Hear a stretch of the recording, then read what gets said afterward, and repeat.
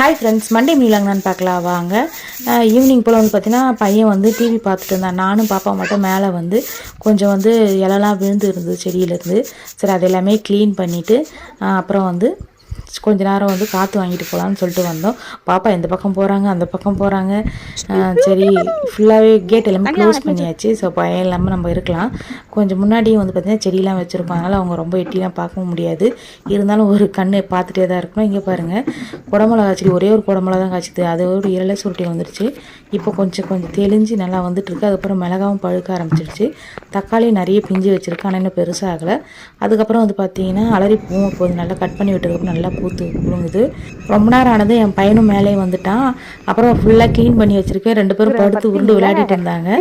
அப்புறம் எங்கள் ஹஸ்பண்ட் வந்ததுக்கப்புறம் நைட் வந்து சாப்பிட்டு மேலே கொஞ்ச நேரம் வந்து காற்றுலாம் வாங்கிட்டு அதுக்கப்புறம் வந்து கீழே போயிட்டு. இந்த வீடியோ பிடிச்சா மறக்காமல் லைக் பண்ணுங்கள், ஷேர் பண்ணுங்கள், சப்ஸ்கிரைப் பண்ணுங்கள். பாய்.